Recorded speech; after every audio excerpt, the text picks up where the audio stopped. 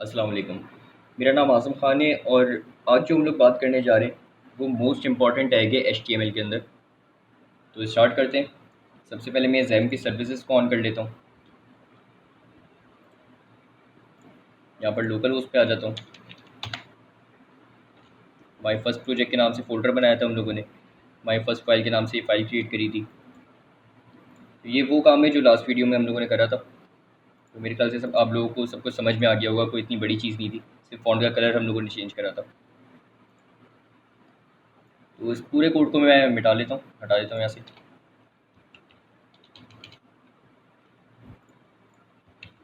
अब जिस टैग की मैं आप लोगों से बात कर रहा हूँ वो डिव के नाम से, DIV। ये सेल्फ एंडिंग टैग नहीं है। इसको आप लोगों को खोलना भी पड़ता है और क्लोज भी करना पड़ता है। उसकी वजह ये है कि इसके बीच में मैं कंटेंट डाल सकता हूँ, चाहे वो टेक्स्ट हो या इमेज हो। तो ये कंटेंट मैं इसके अंदर डाल सकता हूँ, तो लाजमी सी बात है मुझे इस टैग को खोलना भी पड़ेगा और बंद भी करना पड़ेगा। इस डिव का काम क्या होता है, इसकी एग्जाम्पल मैं आप लोगों को देता हूँ। मैं यहाँ पर कोई वेबसाइट खोल लेता हूँ। जैसे फाइल एफ की अगर बात कर लें तो ये टॉप पे जो आप लोगों को एक बार नज़र आ रहा है जिस पे ये लोगो भी लगा हुआ है और एक सर्च बार भी है।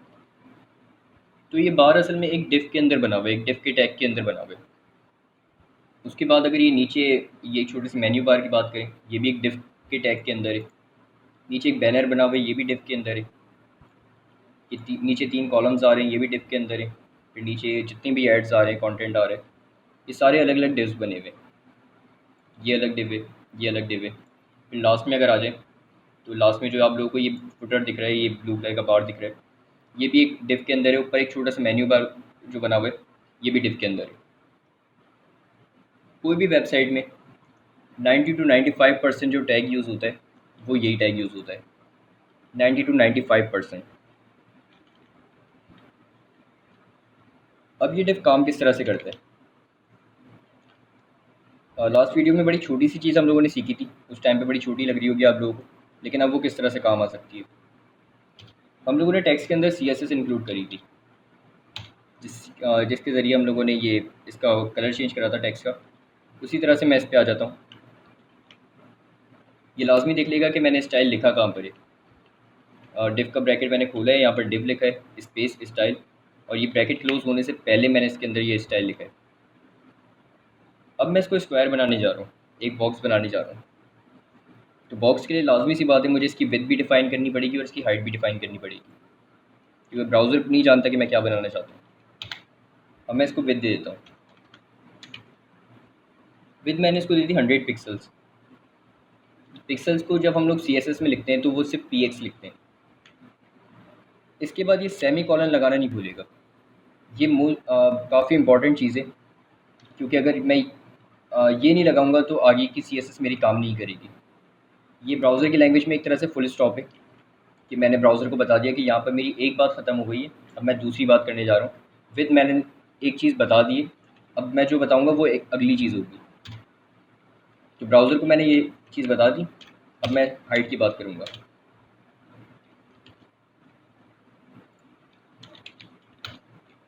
हाइट मैं इसको, क्योंकि स्क्वायर बनाने जा रहे हैं हम लोग, तो हाइट ऑफ विथ सेम ही रखेंगे।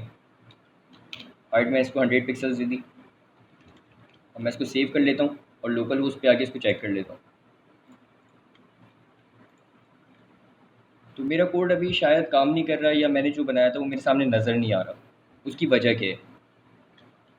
उसकी वजह ये कि यहाँ पर मैंने इसकी विड्थ डिफ़ाइन कर दी, इसकी हाइट डिफ़ाइन कर दी, लेकिन क्योंकि मैंने इसको कोई बैकग्राउंड कलर नहीं दिया है, इस वजह से ये ट्रांसपेरेंट है और मुझे नज़र नहीं आ रही। अब मैं इसको बैकग्राउंड कलर दे देता हूँ।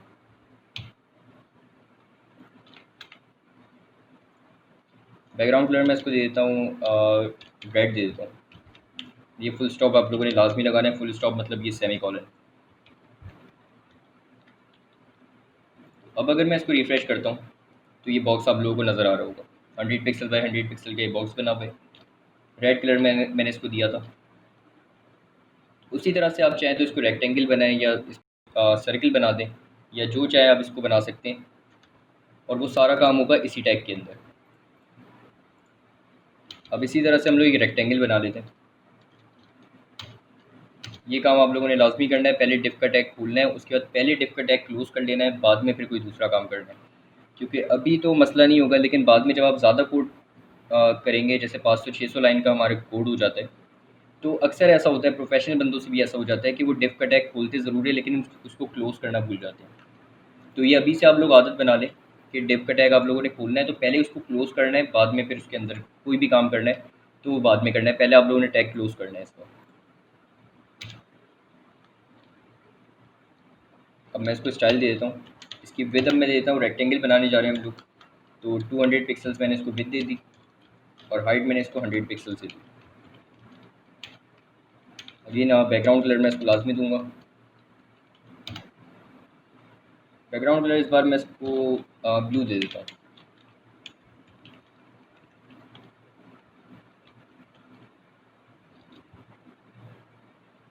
ये रेक्टेंगल आ गया मेरे पास।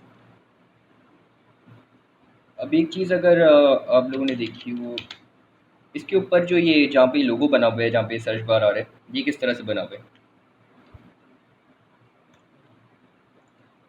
मैं दोबारा उसी तरह से कोड लिखूंगा। डिफ का टैग खोलना है, फिर क्लोज करना है पहले, फिर अंदर आके मैं इसको स्टाइल दे देता हूँ।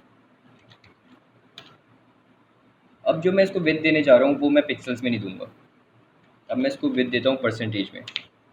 इसकी वजह भी मैं आप लोगों को बताता हूँ, और दोनों में फ़र्क क्या है वो भी अभी हम लोग डिस्कस करेंगे। तो मैंने विड्थ इसकी 100% में दे दी।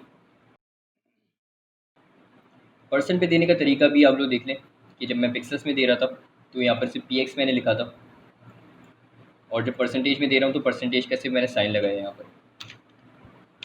हाइट मैं इसको वही देता हूँ 100 पिक्सल्स, और बैकग्राउंड कलर मैं इसको दे देता हूँ ब्लैक दे देता हूँ।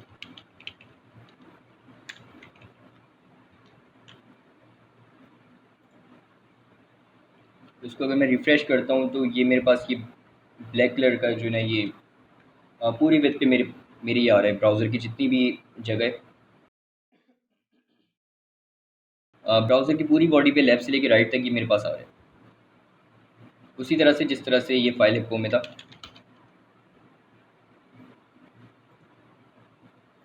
अब इसका फ़ायदा क्या है? इसका फ़ायदा ये कि मेरे पास जैसे फॉर एग्ज़ाम्पल मेरे पास थोड़ी सी बड़ी एलईडी है जिस पे मैं काम कर रहा हूँ। मेरा जो यूज़र है उसके पास थोड़ी सी छोटी स्क्रीन है, वो स्क्वायर भी हो सकती है, वो किसी भी साइज़ की हो सकती है। और मेरा जो तीसरा यूज़र है वो उसके पास मोबाइल फ़ोन है, उसके पास कोई वो लैपटॉप पे चेक नहीं कर रहा वेबसाइट।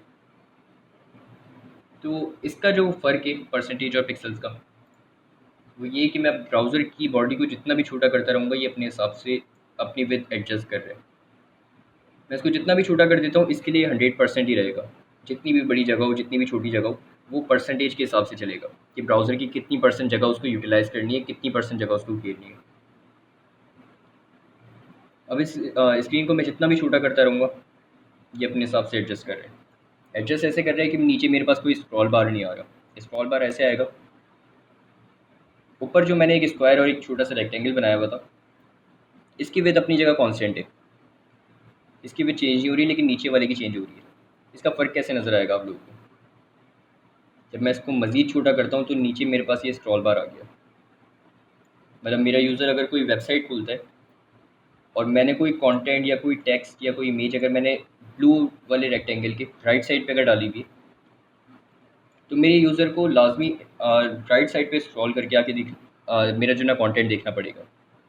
और अगर परसेंटेज पे मैं काम करता हूँ तो मेरा जितना भी कंटेंट होगा वो खुद ही एडजस्ट हो रहा होगा, ऊपर से वो नीचे आता रहेगा। तो आप लोगों ने बहुत सारे ऐसे ब्लॉग्स में देखे होंगे, ऐसी वेबसाइट्स में देखी होंगी, जो आप लोग कोई वेबसाइट खोलते हैं तो बहुत सारा कंटेंट उसका राइट साइड पे होता है, मोबाइल की स्क्रीन से बिल्कुल बाहर जा रहा होता है। तो आप लोगों को राइट साइड पे भी स्क्रॉल करके देखना पड़ता है, फिर स्क्रॉल उसको अप डाउन भी करते हैं आप। तो इस तरह की वेबसाइट वो किसी भी तरह की कोई प्रोफेशनल वेबसाइट नहीं होती। उस तरह का ना काम हम लोग करेंगे ना सीखेंगे। अब ब्लू वाले जो मेरा जो रेक्टेंगल बना हुआ था इसकी विड्थ मैं थोड़ी सी और बढ़ा देता हूँ ताकि आप लोगों को समझ में आ जाए। मैंने 200 पिक्सल से इसको 500 पिक्सल्स कर दिया। रिफ्रेश में इसको कर लेता हूँ, इसकी विड्थ यहाँ पे बढ़ गई। अब अगर मैं इसकी स्क्रीन छोटी करता हूँ तो ब्लू वाला जो मेरा डिव है वो चला ही जा रहा है।